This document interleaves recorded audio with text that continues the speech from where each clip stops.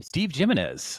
Um, I am both like this is probably the highlight of my month getting to talk to you, and I don't worry about getting canceled because I work for myself, but maybe I'm worried about getting canceled by just talking to you because you've written such a thoroughly well researched book that a few people just don't seem to like very much. Is that an okay summary of kind of your research? Yeah, I mean, I think what's happened is, since the book first came out in 2013, that, over time, more people have come around to realizing that, yes, this is actually based on factual information. And so we've noticed over time that we're getting more positive reactions Yeah. now than we did initially. Yeah, which is actually really cool that you dedicated such a big chunk of your life to telling a story, uh, and that you know uh, sometimes it's like that. Sometimes the audience just isn't ready. It's a very odd comparison, and I wouldn't say I personally love these movies, but I would compare it to the Star Wars prequels. People hated them when they came out, and then eventually, like the audience, it clicked with the audience. These were actually really good films for them. Not really my scene. I do want to show it. This is the first time I, worked professionally as a journalist for over 10 years and then started building my own thing. I've never just flagged a bunch of passages of the book to possibly read because this is so in depth. It was almost like, how do I cover this subject in an hour? Because this is the book of Matt is the story of Matthew Shephard, who was killed in the 90's in Wyoming. This is 14 years of your life. Is that right? Yeah, Seth, I didn't plan that when I started out. As you know from reading the book, that I first went to Laramie shortly after the trials were over with the idea of writing a television movie about the case. And so I was really going to do research and educate myself more. And, events conspired. Basically, I started to learn more about the case than I ever thought I would learn. Um, and my own view of what the whole story was changed radically from having gone there to write about, an unmistakable hate crime to discovering a crime that was much more complex. The motives were more complicated and tangled. And so from reading the book, that's what it's really about is my investigation of the murder. Yeah, and I want to zoom back a little bit and give bit of my personal experience here. So I guess I am what you would call an elder millennial. And so this happened in, I believe Matthew Shepard died in, I've got a lot of information in my head, 1998. 98. That's what I thought. So I would have been a sophomore in high school. And it was at the time, as far as what kids talked about, pre social media, just what was in the news, it was probably close to a Columbine level event to where there was this thing where it just felt like the world had changed. I would say at the time, high school students, for kind of hearing this narrative, didn't feel as safe or felt like anybody could be brutally murdered. And it changed the fabric of the 90's. You were at a different place in your life. What was in 98? What did you see? What did you hear kind of in your own words when this came out?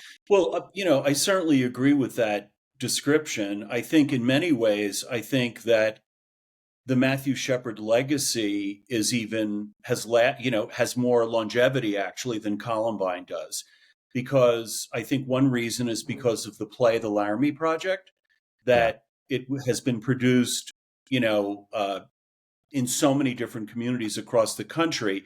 I think that Columbine certainly was one of those major national events, but I would say, given the fact that there's a federal hate crimes bill that was named in part after Matthew Shepard. And for other reasons, I think that the legacy in some ways may even be larger than that of Columbine. Dang. I did. I was in junior high when Columbine hit, and obviously there's been a lot of school mass killings since then. I never thought about what a legislative impact that the Matthew Shepard case had on this whole thing. I want to get in the book, but I'm very curious on your thoughts on this as kind of the preeminent expert in the world.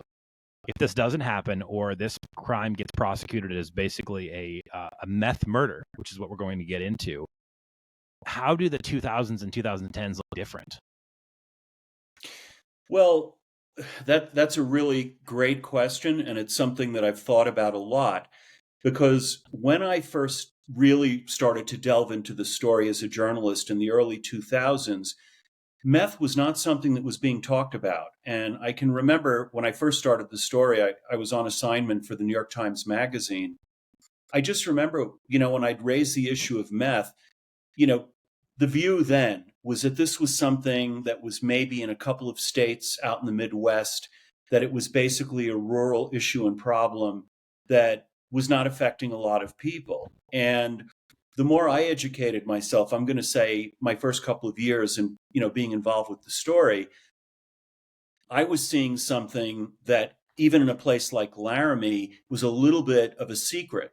Still, Yeah. still people were somewhat ashamed of it, not talking about it. But having researched this story over the period where meth really exploded, not just in Wyoming and the Rocky Mountain West, but throughout the country, and watching, as the media began to cover the meth story, and also, certainly once meth got somewhat popularized through Breaking Bad, and there were other things, then it just became part of our daily conversations. But it, I do think about the fact that the meth epidemic really tore at the fabric of so many communities across the country, and I wonder if things might have been different had we started having those conversations earlier. Well, let's go down that road for just a second here. Where did you actually where did you grow up? I didn't get a lot of your real early background I from, grew up in Brooklyn, New York. I'm a native New Yorker, and I live in New Mexico now, but I do spend a significant amount of time still in New York. So I kind of go back and forth between both places. But I grew up in the city. Gotcha. I grew up. Have you ever heard the term Forgotonia about Illinois? No, Okay, so forgot to. Forgotonia, I believe it was coined by a senator in the 1990s after there was supposed to be a major train project that was supposed to go through West Central Illinois, and it was just canned. It was a term in the 90s and 2000s that Western Illinois had just been completely like cut off. Nobody cared about it. Kind of all the policy was bent towards Chicago.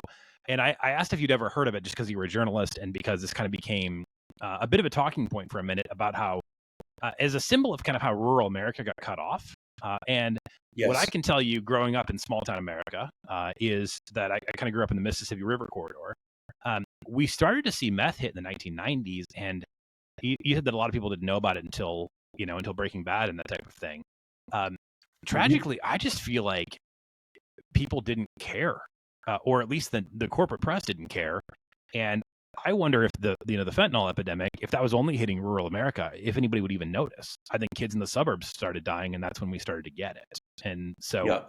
Well, you with can this practically. story, Yeah, I mean, you yeah, can practically, chart and see, when cocaine was really popular, when it fell off, when meth really started to become popular, and then there was somewhat of a resurgence of a heroin epidemic that came kind of on the heels of meth, while the government was doing, making some efforts to control some of the precursor substances and regulating meth some, until the people making it figured out other ways to deliver it. And then the opioid epidemic came. I mean, to me, this is kind of an loop. unbroken pattern, if you will, to drug problems in America.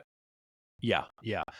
Well, meth was unique, at least from what I saw growing up, because I believe within I don't know, 15 miles of my family's farm, there were in the late 90s, early 2000s, two different would-be meth cooks who died trying to steal a Mm. chemical called anhydrous ammonia from tanks and inhaled too much of it and were killed by it. A friend of Yeah. mine that I used to work with, his parents kind of rented out their house in town and moved out to the country for retirement. And the guy that rented their house blew out all the windows on the first floor because he was a bad meth cook. And when you come Well, from small town America, like unfortunately, you know that these things hit, and you just don't hear about it, and you realize how devastating this particular drug is. Not because we can argue whether or not it's worse than heroin or fentanyl or whatever, but you can actually make it in the Midwest. This doesn't have to come into the yeah. country. It doesn't have to come from somewhere. You can just like go to Walgreens and basically get on the dark web and figure out how to make this stuff. Yeah. Well, to bring it back to Wyoming for a minute, what I Yeah. discovered was that, the majority of the meth being consumed in Wyoming was coming from the cartels. And I mentioned that in the book, that, Yeah. at that time, about 80%. And it's not to say that there weren't, smaller mom and pop operations, or that there weren't people, making it for themselves and their friends. But I think in the case of Laramie in particular, because of where it sits right on the interstate, it's very close. It's on an east-west corridor. And then in Cheyenne, Wyoming, you have, I-25 that goes through several states. So, Laramie I think was particularly hard hit because of where it sits. Yeah. You went out there, so you've got a background as a journalist, as a documentarian. So your first documentary was actually about a small town in Pennsylvania that just lost a lot of people in Vietnam. That's your first kind It of was big project, actually right? it wasn't a small town. It was Philadelphia, Oh, it's and Philadelphia. it Okay. was a school. It was a high school in North Philadelphia, Edison High School, that lost. There were 66 boys from one school that died in Vietnam, and so 30 years Jimmy. after the end of the war, I went back to look at what was the long-term legacy of the Vietnam War for that school. For the guys who went and came back, for the families that lost kids, the teachers, and just looking at, and it was I know that's not the subject of this interview, but I'll just say that what was fascinating is it was a really mixed population in North Philadelphia at that time, of white, black, and Hispanic, Latino. So it was a very mixed population, but what was consistent was it was really a working class neighborhood. And Yeah. so that was very interesting to just see, who paid the price, who paid the real price, in terms of the Vietnam War. And is that streaming anywhere? I know that ran on TV, but did that live? You Does that live know, on the internet in any capacity? the Fox actually owns the rights to it, and it's a complicated story that I won't go into now. But if you're interested in seeing it, I'm happy to share a link with you. Oh, that'd be really cool. Okay. So you go there. Man, there's so much I want to get through. We only have an hour, so let me get into. You go there. You think you're going to write it. Made for TV movie, essentially. So this is Yes, not super high budget, but it's got Hollywood behind it and everything. You just got to bang out a script. right. I'm guessing they were going to probably try to shoot the movie pretty quickly and stuff. Like those made for TV movies tend to go pretty Well, fast, right? to be honest with you, it hadn't been commissioned yet, but I did Okay. contact a producer who had done some very successful TV films, and he was interested in working with me. And he just said, "Yeah, just go out and see what you find, and let's talk about how, what point of view we want to tell the story from." And so I was very interested at that time in the prosecutor, the man who prosecuted the two perpetrators. His name is Cal Raruka. And so he was actually the first person I really met in Laramie, and initially was thinking the story would be anchored from his point of view. And what happened is I started to talk to other people and learn more. And in fact, with his encouragement to go out and talk to other people, and started to realize that there was another story, certainly other story threads and motives and complications that were never picked up on by the national media. And you actually visited 20 states over 13, Yes, 14 years to write the book. So you're going to have to I help did. me because a few of those are running together. How many times, how long were you actually out there on this initial trip where you went from this is a movie to this is a story the world doesn't understand and somebody's got to tell it? Right. So there was really some time that elapsed there. I mentioned I went to Laramie in early 2000. The trials had ended in November, were finished in November of 1999. So it was the holidays. I went in the winter, in early 2000. And, I did I met the prosecutor, started going through all of the court records and documents. And you have to remember, because people aren't aware of this, that everything was under seal. All the records were under seal in this case for 1 year, from soon after the guys were arraigned and charged until after the trials were over. And that was also true in terms of witnesses, anyone that was involved in the case. There was a gag order, a very broad gag order that covered everyone that was involved in the case. So I found, even in the early conversations with people in Laramie, that there was initially some reluctance because people weren't even aware that the gag order was over. So I went back east and I continued to do a series of phone interviews with the prosecutor. Really, I asked him, help to educate me about the case because, when people think of cases like this, they just think of the trials. But Yeah. there were many pretrial hearings, there were motions and counter motions and everything. So I really wanted to understand the whole legal landscape over the course of that year. So it was really, I'm going to say, by 2002, over the next 2 years, it was in 2002 that I went to the New York Times Magazine and I said, this is what I have. And that's when they commissioned a piece from me. At that point, I also had got the first, interviews with the perpetrators, Aaron McKinney and Russell Henderson.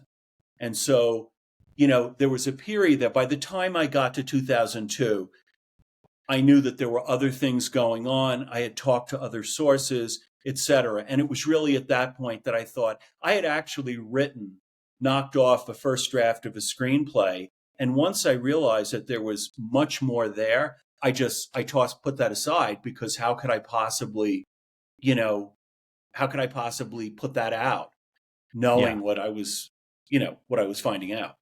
Well, and I guess we've been endorsed and reviewed by a ton of people that are way bigger than me. My endorsement just for my friends of like, hey, here's why you should read this summer. This is the podcast serial that kicked off the true crime wave on steroids. Like, it's just absolutely incredible what you did. We should probably go back to, maybe not everybody even knows. Can you give the recap of, in your own words, kind of how Matthew Shephard died and what the initial kind of reaction was, like why this was such a big thing in the 90s? I brought it up and neither one of us kind of dove into that. Sure. So, Sure. what was the public perception? So initially, the way this was reported, this was on a Tuesday evening in October 1998. Matthew left a bar in Laramie, Wyoming, the Fireside Bar, with two men. All three guys were 21 years old. And Matthew, was severely beaten and was found, I believe it was about 18 hours later, tied to a fence on the outskirts of Laramie. So Matthew was found, and before the police had really done any kind of a real serious investigation, the word went out that he had been attacked because he was gay. He was brutally beaten with the barrel of a .357 Magnum, and Matthew was essentially kept alive on a respirator at a hospital in Fort Collins, Colorado, and he passed early on Monday morning. But from the time Matthew was found on Wednesday until early Monday morning when he passed, I mean, this was a huge national story. There were protests and vigils. The President of the United States, Bill Clinton, got involved, calling for the death penalty for the two men who had been arrested for this. It became a very, very big national event.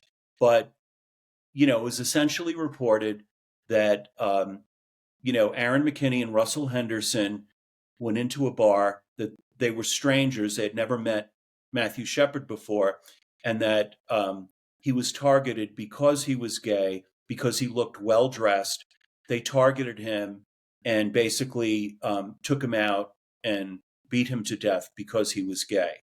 Of course, the real story is much more complicated. And in fact, Aaron McKinney did know Matthew quite well. And in that evening had been looking for him, had been going to a series of bars in Laramie, literally kind of pursuing him and looking for him.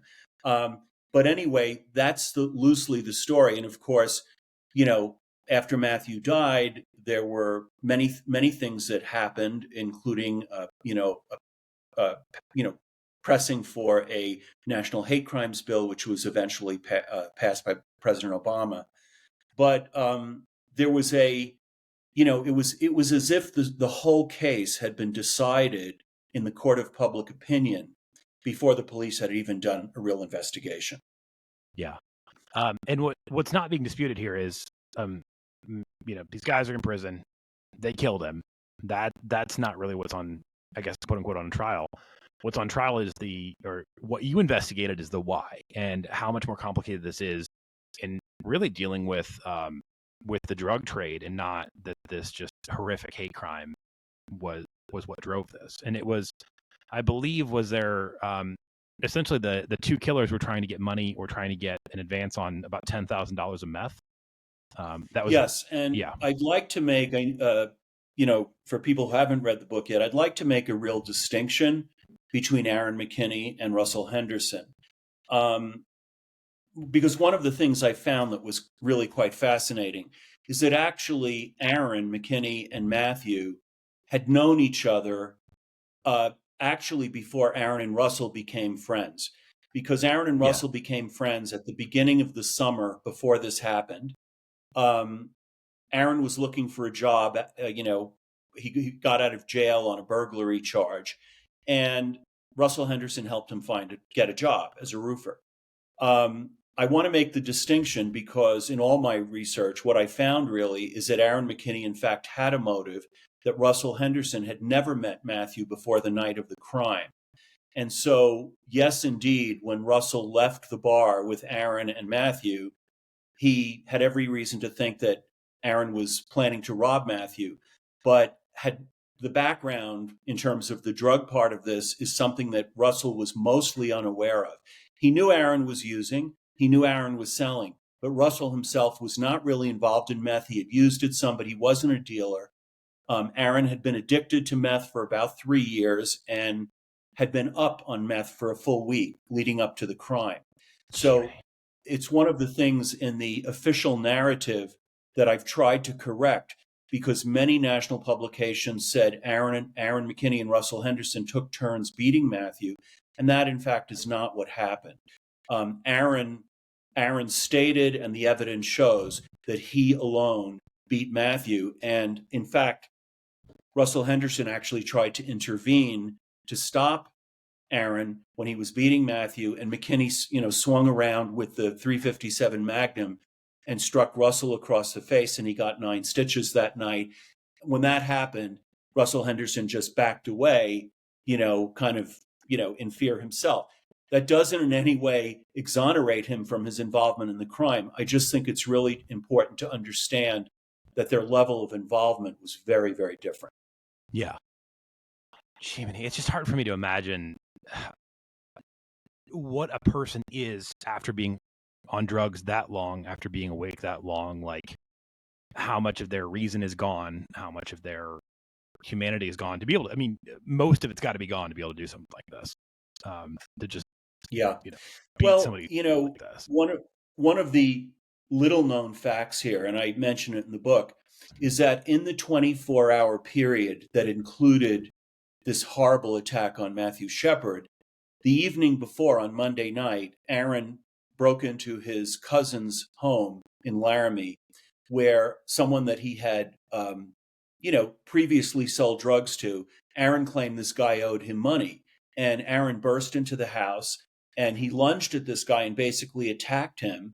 And, then you have, obviously, the attack on Matthew Shephard. He struck a man that he considered to be his friend, Russell Henderson. And then after leaving Matthew at the fence, they went to downtown Laramie and parked the vehicle and, proceeded to get into a fight with 2 Latino guys. And Aaron McKinney got the gun out of the truck and struck the guy on his head. And the guy had a huge gash. I think there was a picture of it maybe in Vanity Fair or someplace. But anyway, it's a huge, huge gash. I think people called it like a zipper wound or something. And so, just to your point, Seth, is being out of your mind on meth, for a week. Basically, Aaron McKinney attacked 4 men in a 24-hour period. 3 of those men were straight. And then there was Matthew, who was gay. Wow. And, what's so important to me, I guess, as somebody who covered crime and, as a journalist and everything, is that no matter how horrible of a person you are, you deserve an unbiased trial in front of your peers. By the time this Absolutely. got to trial, how would it? I mean, the president of the United States was commenting on this. How could they ever assemble a jury that knew nothing about this without going to the Right. Amish? Right. I've asked myself that same question. You know, would there, the trial have been, you know, a fairer trial had it been moved to another jurisdiction? I mean, it's not just the lead up to the trial, but the trials themselves, because they had federal officers, okay, on rooftops with, rifles, because they were afraid of violence exploding, similar to Oklahoma City or Waco or, something like that. So Yeah. you have, satellite trucks and media trucks, and you have, this event that's unfolding before your eyes and with a lot of danger and everything. So, yeah, I mean, to your point, is it easy to, to deal with justice in an unbiased way when you have such a huge level of public interest? And, and some of that public interest was built on, the sensationalism and the tabloid treatment of a young, frail, gay man, crucified to a fence. And even that was highly mythologized. I mean, when Matthew was found, he was, sitting on the ground and his hands were tied behind his back, tied to a fence post. But he was not hanging up on a fence. And yet, I mean, I remember seeing a newspaper illustration, and I think it was maybe the Philadelphia Inquirer or something, where there was an illustration of a young guy just like Jesus, only he was hanging on a fence with his arms out. So again, you have this, it was in and of itself a horrifically violent crime, but the notion that the violence was directly connected to someone hating gay people, as opposed to someone who had a failed robbery attempt, who'd been up on meth for a week, who was trying to get 6 ounces of meth or the $10,000 that it was worth, that's a completely different story. Yeah. My best friend from high school actually went to Wyotech, which is in Laramie, and this would have been 2002 or so. Again, very early days of the internet, any sort of independent reporting or anything like that. And, when Michael was back on break, he talked about it. He's like, people out there say that this wasn't, a homophobic killing. This is a robbery. That's the first time I'd ever heard that, though. And so, in all of this, do you have like a running tab in your head or anything like that of, you talked about the magazine misrepresented it via illustration. President Clinton mentioned it. I'm sure President Clinton at the time really believed in what he was saying, and probably was going off the best facts he had. Did the media or anybody at a national level ever apologize or correct the story here?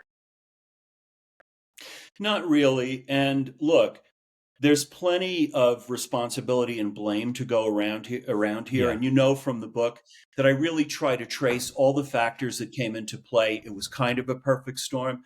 But I'm not willing to let Bill Clinton off the hook as much as you are, because what I'll say I meant at the time, the fact that he hasn't done anything since is much more damning, Right. No, but what I want to say is he was smack in the middle of impeachment, the Monica Lewinsky scandal. And that was right what was going on at this time. And remember, the James Byrd killing had happened in Jasper, Texas, just a few months before. And so he was interested in getting a hate crimes bill passed. And, he started to talk about getting a hate crime bill passed immediately. Okay. And this, Matthew became, in a sense, the poster child to advance that. There's a lot to be said for, what positive awareness or awakening came to the public about anti-gay violence and all of that. But, this is what happens sometimes with political expediency. It's just, I'm reminded of, which was around the same time, of the story about weapons of mass destruction in Iraq. And that story bothered me terribly too at the time, and still does. And so, the thing is sometimes politicians do what is expedient for their own careers, And sometimes the public service aspect of it, they fail sometimes there. So I just wanted to add that comment. Yeah. And, this also, maybe there's some crossover, and maybe you can help me speak to this because I was pretty young. But I've read a bit about the satanic panic of the 80s, to where this story came out and the FBI was saying that there's like late onset pedophilia in these daycare workers were like molesting children and beating them and everything. And it wound up just not being, just none of it was true. It was like these overactive child psychologists that were coaching these little kids into saying that something had happened to them, and it wasn't. Well, Seth, it's interesting that you say that, because I did a story in the early 90s that involved a Navy man from, he lived in San Diego, and he was falsely accused of raping his daughter. I forget her age, but I think she was under 10. Maybe she was 8 years old. And there, horrible things happened to this man. Like, the child was taken out of the family for a while. He had to undergo all kinds of testing, including they would make him watch, like pornographic films with, sex with children, and see how he responded energetically in his body. In any case, the whole thing turned out to be shoddy police work. And there was a convicted child molester active in the neighborhood, and the police had information on him. And through the use of DNA typing, they were actually able to identify the real person that raped this young girl. But meantime, it almost led to suicide for this man who was in the Navy, and shattered his family. And that kind of hysteria, that once they started to focus in on the idea that it was the father that did this, they even worked on the daughter. He actually won a very big civil suit, but they worked on the daughter to convince the daughter to say that it was her father.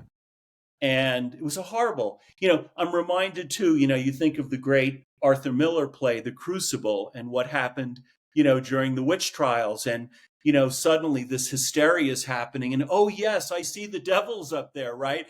But it's something else that's going on. Wow. I think the average person doesn't believe that they could be the victim of false accusation or something like that. Like, I'm a good person, I mow my lawn, I pay my taxes, nothing like this would ever come from me. 99.9% chance that is correct. But the idea that there are not trumped up charges, or, charges that are falsely amplified, as one of the gentlemen in the Matthew Shephard killing, that doesn't happen to people is just completely off the rails. Like, you could never be like this Navy guy, that you could never be falsely accused. And that's why I think for me, I'm always interested, when it comes to justice, I'm always interested in, what is fact-based truth to the best of our knowledge. So, for me, sometimes it's finding out that, there's an innocent person that has been convicted or been charged. And sometimes it's the reverse. And sometimes it's, here's the person who was right under your eyes, and you didn't know that this was the perpetrator. So I'm just interested in what's the truth, what is really supported by the facts and by sources, et cetera. Yeah. The book has been out for 11 years now. What's fascinating is it's so dang relevant. It's such a compelling story that it does, as I looked through some of the news coverage, it seems like it sort of has grown since then, when most books, like, they get a big bump and then they kind of become, whether or not they keep selling, they kind of become less culturally relevant. This is such a good story. It keeps going. But it's really surprising to us as well. I think my publisher understood that from the beginning. I didn't. He just said, I'm here for the long haul because I think this book will have a long life. I wasn't quite so convinced, given some of the reactions initially, but just in the last couple of months, someone who had actually been protesting at one of the initial demonstrations after the attack, posted about the book online on X, and ended up getting, I think, close to 880,000 views, because he talked about how his view of the crime had changed. And I've just been getting requests for interviews, video interviews and podcasts, and there seems to be strangely more interest. The current version of the book, which is the third edition, came out during COVID in 2020. So there wasn't much, I didn't have much conversation about it. I don't know if this Yeah. is partly post-COVID, suddenly these conversations are happening, but it is odd. It's, it was just recently the 25th anniversary of the murder. Yeah. Well, I actually, because I said that my friend from high school is out there, I had a feeling that this was mainly something else. It was drug related or whatever. Had no idea there was so much story there, and I apologized to whoever it was that sent me this. It was like a Twitter DM, and had saw that I launched a podcast and said, "You've got to talk to Steve." And I was like, "Okay, cool." Send me the book. Got in touch with your assistant, sent me the book. Cool. And I had no idea how deep the rabbit hole was going to go here. Do you think a little bit different about kind of when you wrote it versus now that continuing to support this story getting out in the world? Is this kind of investigative journalism still as popular? Is it still seen? Because it seems like everything now is like the YouTube reaction format. And, it's a little bit harder to get people's attention into long form journalism. Magazines used to really be the ones who were breaking these stories. You wrote for that world, you worked in TV. If this happened in 2019 and it was being covered for the first time now, how do you think this would be different? Well, I think many journalists have been really discouraged by, the change in the environment for reporters. There are just fewer places now that are doing real investigative reporting. And to do a story like this, like 20 years ago, when I did an hour for 2020 at ABC News, there was a fair amount of support, to do this. But I think there are very few places where they'll allow you to do, a deep dive.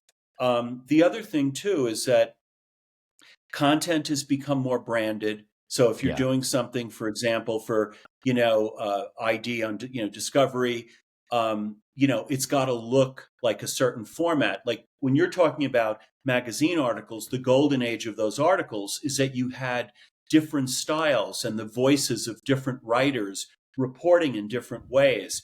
And this is the only problem I see, is that real independent journalism has suffered tremendously. So just even to get facts now, I read and I look online very, very broadly, because there's so much propaganda out there now. Yeah. Well, we just lost an alternative paper here in St. Louis that I thought was for the most part garbage and, just a lot of bad writers. I didn't enjoy it. It was called the Riverfront Times. But I still, even though I disagreed with most of the paper, I still mourned it going down because you know what? Those were still journalists that were on the streets in St. Louis. And even if I disagreed with their takes, we lost a bunch of people that could actually go to a thing, could actually give facts. Like, and even if I, they went someplace where I'm like, you didn't get me there. I think you're nuts. There was still a journalist on the ground. And now everything is a YouTube reaction. And the thing is, giving a hot take is not somebody on the ground that can actually go around and talk to people and like find out what happened. Yeah, it not only are the resources not there, but there's been such a shift, as you just pointed out, where opinion has really replaced journalism. And so I don't care which part of the political spectrum you're on, mostly if you're watching Fox, there's a person sitting behind a desk who's reading from a teleprompter, and the same thing is true at CNN and MSNBC or wherever, right? People are offering their opinions about everything. But are those people actually going out and reporting stories? Mostly no. Yeah. Yeah. And that's, as somebody who worked in that world, so much of like what the public actually needs to know, it's just kind of going in there and just kicking around. And, you go in, you try to talk to the police chief, and you may or may not get an answer on a story that's important. And then maybe you kind of know where the cops all stop for, a snack, at a gas station. And you kind of just hang around there for a few minutes and see if somebody will talk to you. And, it's from the book that's my modus operandi is I just, if I wanted to talk to someone, sometimes I just knocked on their door or I waited for them in certain places. And that's, how I was able to. I do want to talk about your personal safety because you dive into here and you start, kind of getting into the business of seedy characters, and you're reporting on the drug trade. There were a couple moments in the book where I'm like, oh, this guy died. This guy died. I know I'm talking to him next week, so he's not dead. But also, he probably got killed for doing this. Yeah. At any point where you people were saying you need to let sleeping dogs lie, you need to leave this alone, just move on. Oh, yes, absolutely. Absolutely. And the interesting thing, I was told that by people on both sides of the law. I was told that by, Aaron McKinney at one point told me, I was poking into a hornet's nest, and there were some, people that were involved in some serious criminal activity that, said something similar. Yeah. But also there were occasionally law enforcement people who told me exactly that. Why don't you just let sleeping dogs lie? I mean, I had one, highly placed person in the county sheriff's department who literally said that to me. He looked me right in the eye and just said, "Of course, this wasn't a hate crime, but why do you want to go? Why do you want to go poking into that?" He said, "Why not let sleeping dogs lie?" So yeah. So I think people are protective of their turf, whatever that may be. And the turf sometimes is a particular story or narrative. The way I approached this, Seth, is everyone is deserving of respect, and everyone, if I give them my word that I will do my very best to protect them as a source, then I have to live by my word. And I think you get into a danger zone if you are not good for your word, right? Yeah. That's the problem, is if you tell someone you're not going to quote them or you're not going to use their name, and you do because you think it's going to make a better story. I try to adhere to that kind of journalistic ethics when I'm doing my work. But I think there were a couple of close calls. I was definitely followed a couple of times. I had a bad encounter in a parking lot one time where a source that I had interviewed multiple times, I was digging deeper than I had previously, but I was trying to get as close to the truth as I could. I had no interest in becoming a martyr. Like, I wasn't thinking, oh my God, this is worth getting killed in order to leave behind a book manuscript or something. I didn't have that fantasy. I just, because people do get killed. I mean, Karen Silkwood was not, she wasn't a journalist, but she was on her way to meet a New York Times journalist and apparently was run off the road and killed. There have been other people. So that I try to respect everyone. And I think that I've had many, many endorsements from law enforcement people that were directly involved with the case. And I don't think any of the people that were on the other side of the law got in trouble because of my reporting. What I tried to do is to stick to facts that I could find somewhere on the record. It was in a police report. I had 3 on the record sources who gave me information instead of, and I would try to keep, like I said, just respect the sources and respect the work. They're giving me something. There's some reciprocity going on. I'm asking them for something. They're giving me something. But don't betray that trust. Yeah. Well, and this is about all I kind of want to do on the criticisms of the book, because I felt like they're fairly silly. They're a fairly controversial book when it came out, and then I felt like a lot of the rebuttals were just paper thin. But one of the things I saw when I was, because I prepare for interviews fairly thoroughly, so I sort of read through some of the rebuttals to make sure that I got the whole story before I talked to you.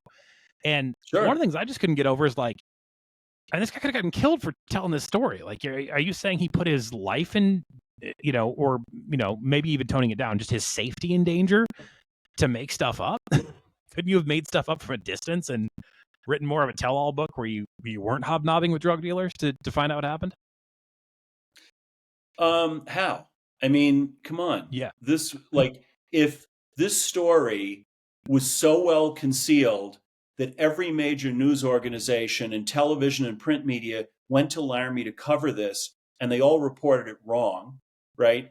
How were they, the only way to get this story was to spend the time Go build do up it. trust with people where they felt, they felt they could talk without fear of retribution. And believe me, there could have been retribution, again, on both sides of the law, not just people that were involved in illicit activities, but also for people in law enforcement. Yeah.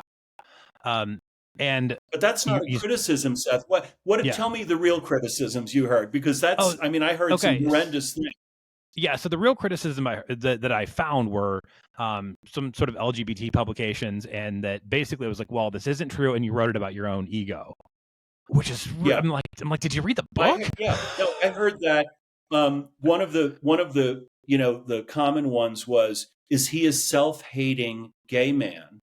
To do this, like this is really this is a gay icon, that it was really my ego. So, let me just say this. I've been out as a gay man since the 1970s. Okay. I am married and have a partner. I was in the first National Gay March on Washington in 1979. And I lived through those years when gay rights were really being pushed and advanced, and was helping to push and advance them. What I want to say is, I also lived through the AIDS era, and I've talked about this. I lost many, many friends and colleagues and people I knew. When I first started to realize that meth was becoming a serious problem in urban gay communities, San Francisco, LA, New York, and I started to understand that there were higher rates of HIV transmission among people using meth, I wanted to help sound the alarm. I wanted to say to people, we just dealt with the AIDS era, and now this drug is here. And I also learned a lot that I didn't understand about the drug business. Part of it is there are vulnerable demographics that are targeted. This is why there have been major meth problems on Native American reservations, whether it's in Wyoming, the Navajo reservation, New Mexico. And the gay community, this was, especially for younger people who are out partying all night, going to circuit parties and all that stuff. It's a drug that makes you feel like you're all powerful and you can just be up for as long as you want, partying and dancing. But, frankly, I think it's a load of BS, okay, when people say that this was about, some kind of narcissistic motive, or, to flatter myself or something. I felt there was a really serious problem, not just affecting the gay community, but the entire country. And that was this really highly corrosive drug, methamphetamine, that was helping to destroy communities across this country. And it was destroying, like I say, urban gay communities. So that was really when I made the decision that I was going to go full-fledged into the journalism part of this. That was a big part of the reason. Yeah. Yeah. And maybe that's one of the reasons this book resonated with me so much, is because tragically, I think in 2022 and 2023, like 5 people I went to high school or elementary school with were arrested for meth in some way, including a couple of my best friends from high school who they're identical twins. They were raised in foster care. And like throughout the years, I've tried to give them money, help them get back on their feet and stuff. And this thing is so overpowering. It's like Yes. they absolutely have stolen from me and several other of our friends. And it's like they're gone. I mean, they're in their bodies, but they're gone somewhere in there. Like they've never, the people I know have never resurfaced. Seth, from the first edition of the book. Yeah. For the second edition, I added some new material. For the edition in 2020, I added more material. There are people that are characters in this book, okay, that from the time I initially interviewed them ended up dying as a result of the drugs, including meth, okay? Yeah. Russell Henderson's girlfriend, who was, they were all about the same age at the time, died from a drug overdose. The guy who gave Aaron McKinney, traded Aaron McKinney the .357 Magnum, Ryan Bopp, died from drug-related. He had been addicted to drugs for a long time. There's a whole series of people. There was a bar owner in Laramie who had a horrific car accident in which two people were killed. Okay, who had become a meth addict. Luckily, his grandson survived. I mean, I could go through the guy who found Matthew at the fence, had drug, after this, had meth related charges and actually, a conviction. So, the problem that I wrote about that was going on back then continued in the lives of many of the people involved. And, I mean, at that time, if I went into the Albany County Detention Center in Laramie, the jail, the county jail, or if you go to the prisons and you see how many people still today are there and their crimes, meth was somehow involved or drugs were somehow involved in the crime that landed them there, it's a huge percentage. Yeah. Yeah. At least in the world I've seen, meth in rural communities is just as much of an issue as fentanyl. Like they're running kind of neck and neck in 2024. And you're the only person I've talked to from a journalistic perspective that I think even gets it. It's like, it doesn't seem to hit major cities as much. This seems to be more of a rural thing. I don't know how much of a thing it is still in the gay community that it, if it sort of got calmed down there or what, but it did calm down. I mean, there are other things that have kind of replaced that, right? Yeah. But part of it was at a certain point, people in the community said, we have to do an education campaign about this. And they did. And so suddenly, there were, advertisements in, popular gay neighborhoods and cities, in papers, and that there was an education campaign. I'll tell you, in the years right after this murder happened in Laramie in the early 2000s, there were big billboards in Wyoming and in Laramie. You'd be driving on the highway or driving into Laramie, and you'd see a big billboard about how meth could destroy your life. So, they did take it seriously. It sort of came out of the shadows, and there was a public education campaign. But as you point out, now it's other things. Now it's opioids, it's fentanyl, et cetera. Yeah. Yeah. I do want to get into this really interesting angle that you bring up towards the end of the book. You spent 13, 14 years on, I guess the book came out in 2013 and you started in 2000, right? So you spent 14 years on this. Yeah. This whole cast of characters in this town became like, in a strange way, kind of friends and family to you. I mean, they played a huge part of a big chunk of your life, right? Yes. And that's something that I would say has been one of the most rewarding aspects of this, is that it wasn't, hit and run. It wasn't that I went to a town, got a story and left, and that was the end of it. I actually really love Wyoming, and I love the town of Laramie. I go back at least a few times a year, and I've made some lifelong friends there. And again, from many different sectors, but I just recently saw a former law enforcement officer who had a lead role in this case. Actually, I saw two separately. But I've maintained friendships with people there. And I'll tell you, people in Laramie were very supportive of the book because, what people in the town knew is different from what was in, national media, national publications. So, I had a book event at the beginning when the book first came out. And then I was back in town at the time of the 20th anniversary of the murder. And people from the town really came out. The event was very well attended. It was a panel on why truth matters. And different people that had been involved in the case in a variety of ways were on the panel, like the woman who was the mayor at the time. There was a journalist who had covered the story locally in Wyoming. I had a prominent national gay activist who came to talk about what the impact was for the gay community of the murder. So, yes, I've maintained relationships there, and just, within the last year was a guest at a, criminology class at the University of Wyoming, which I really, really enjoyed. The students were very interested because this is like ancient history for them. I mean, they're in college now, and this happened back in the late 90s. And they weren't born. Right.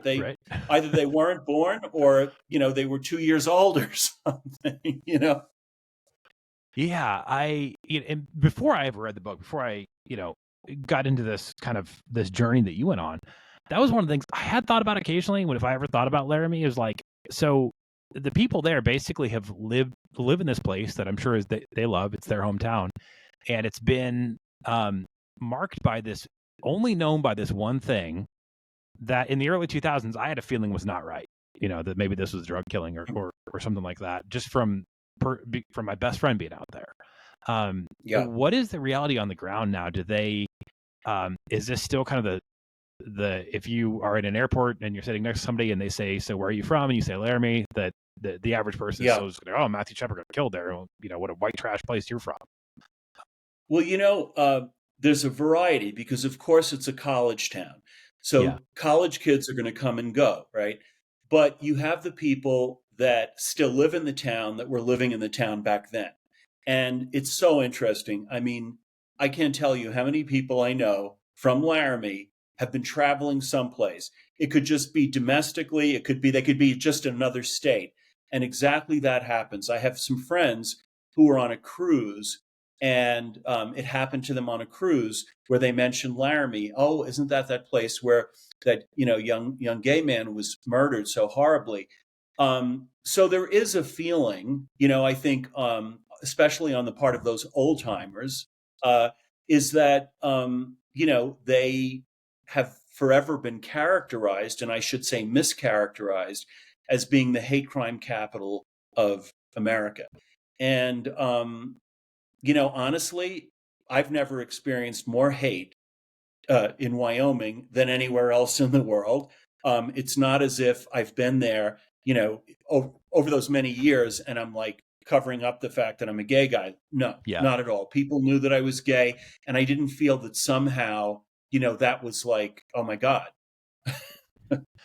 There is a weird suburban urbanite thing where, because I grew up in a small town, and that is its own kind of brand of marginalization. I will never forget the one of the news directors for WGN in Chicago. And I was working PR at the time, so I couldn't say anything back. And I will never forget a news director saying to me, "I can't believe you grew up on a farm. You're so well spoken." Did you just say you didn't think I could read? Because if you said that about race, color, religion, nationality, you would not just be out of a job. You would be out of a career field. You'd be done. But it's okay basically to say, stupid hillbilly. Like, it's one of those jokes that's just kind of all right still. The research has shown that, gay people don't leave their hometowns anymore, because that points to the fact that, this is not, like, small town America is not scarier than cities. It still kills me that, probably Laramie in particular, and small town America in general, that like, oh, you're a bunch of, bigoted, homophobe, racists. You're going to, run people down or whatever it is. Right. Well, and I think your point goes to, that's why perhaps there is still some relevance to this story now, is that, those stereotypes, right, that came up around this, trying to assign a meaning to something before you've even gathered information. And that was it. These two redneck cowboys, these guys weren't cowboys. I mean, Aaron McKinney, he was a big hip hop fan, wore all these thick gold chains. He used all the hip hop lingo. He was really far from being a cowboy, but that was the stereotype they relied on as being kind of redneck cowboy Wyoming guys. Like, this was like a ranch. No, it was really at the edge of a suburban development, at the edge of town. The landscape looks prairie-like, but if you drive there now, it's full of suburban houses. Yeah. I do want to kind of, just as we start to land the plane here, talk about, you said that this, essentially came in as the foreground for why hate crimes were introduced. We're seeing during Pride Month, the most probably egregious, quote unquote, hate crime that's being charged is teenagers that ran those Lime scooters over a pride flag that was in a crosswalk, and created skid marks, which the rain washed away by itself. And we're talking about 3 high school kids that are being charged with felonies. And it's just how did we get here so fast? We're going to never let these kids vote again. We're going to not let them have college scholarships. We are basically going to turn them into possible career criminals, because they're still kids. They're kids. Yeah. Well, I think you're raising a big question here about what some of the new norms are in the Yeah. society. And, I have reservations. They're my own. I haven't really written about them really. I have some concerns about hate crime bills simply because let's say in a place like Wyoming, they have some of the strictest sentencing laws in the country. And in this case, Aaron McKinney's case, they were potentially death penalty cases. So how do you make something even more egregious? He got 2 life sentences. Russell Henderson got 2 life sentences. How do you then, and to take it upon ourselves to get into the head of someone about what their real motive was, which usually the motives in these crimes are often somewhat complicated, and the individuals are certainly complicated. So I have reservations but again, I have reservations about everything George Orwell warned us about, Yeah. in terms of, loss of certain liberties, intrusions that violate privacy. There are a lot of concerns I have here. Do I think that there has been some real anti-gay violence? Of course there has been. And I think public attitudes have really changed. I think, in a sense, when the Supreme Court made the decision on gay marriage, I think basically the public has been there. I just haven't seen like people, have just gotten up in arms that this happened. Like the worst fears, I don't think have come to pass around that. But I do think you're raising a good question around, sort of the culture of victimization and the fact that we can't say anything anymore without fear that we're going to offend someone, safe spaces. When I was in college, part of what getting an education was, let's discuss and debate contradictory ideas, things that are controversial. The idea now that we can't discuss complicated subjects because of sensitivities, that's something, how far are we going to go down that road, Seth? Because that really concerns me. I mean, Yeah. Are we going to raise generations of free thinking individuals who can gather information and come to conclusions themselves? Or are we basically going to raise generations of people to follow party lines? Yeah. Dang. And that's probably one of the most relevant aspects of the book is just that you've got something out there that's pushing back on the norms, it's digging into the facts, and that still has to exist.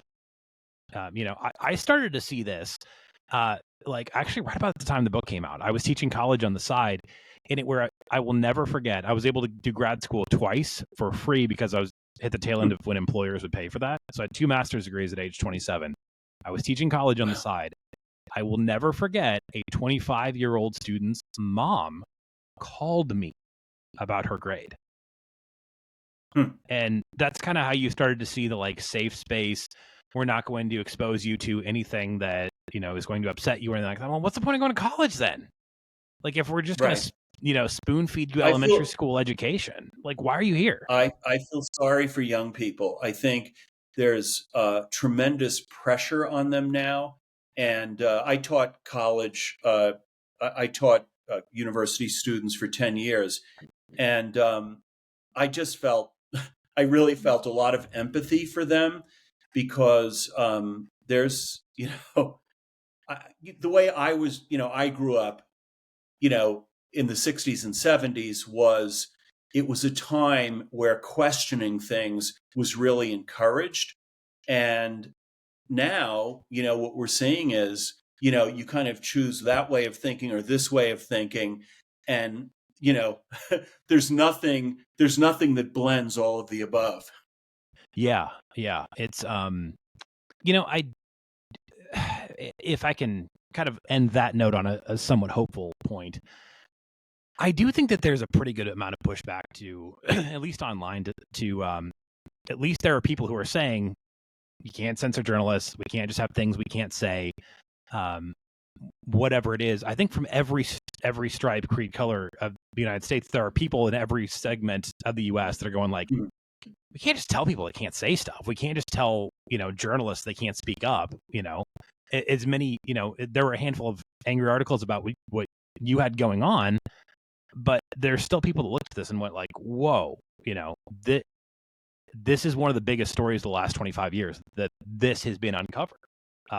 So I'm not I don't feel as dire about like the downfall of America right now, because I'm starting to see people be normal again. I mean, I don't know about normal. I mean, we're kind of living in hyper real times right now. However, I do feel hope. I do feel hope because I trust in human beings and, the goodness of most people.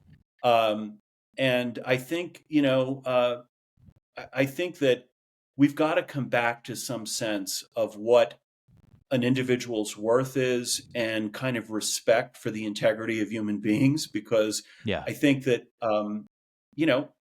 mass culture, there's a lot of conformity, and people look at kids. I mean, I can't imagine what it would be like to go out dating right now. I mean, people tell me that the way they're going to do dates is on social apps. And I think, oh my God, that it sounds kind of terrifying. Yeah. I've been married for 10 years, 2 kids. I'm way glad my wife and I met before things got really weird. Really weird. And, that one is hitting another topic for the day, but that's hitting like the economy, because people are not like, if you choose to be single your whole life, that's a personal choice. If tons of people do that, that means they're not buying homes because they don't need as much space. They're not having kids. They're not having weddings, which is a way that money moves around a bunch. Like, if nobody is making these life steps, then it's hitting the whole dang economy. And then kind of you not getting married becomes kind of an everybody thing, if there's enough of the yous that don't get married. Man, well, this is good. I'm glad we've had this conversation. I really appreciate it. It kind of it just makes me feel that truth does matter, and it's not a simple thing. It can be a complex thing, but that pursuing it is really worthwhile. And so I really appreciate the opportunity to talk with you. Well, and I want to speak, I want to compliment you publicly as opposed to turning this off and, going. But I mean, I've interviewed everybody from Gerard Butler to Barack Obama, and this is one of the most memorable conversations I've ever had, just because you had the backbone to run down the facts. And that's amazing. Book came out 11 years ago. What are you doing now? I mean, are we gonna get something again, or are you doing other stuff, or what happened? You'll get something again, but I'm not going to preview it right now. But I am working hard. Okay. Okay. Well, I hope I can be in line. Where to find Kate. You know where to find me. Okay, I hope I can be in line when that happens. Steve Jimenez, the book is called The Book of Matt. One of the best books I've ever read. Please go check this out. Terribly fascinating. This is the Idea Podcast. Thanks for checking us out.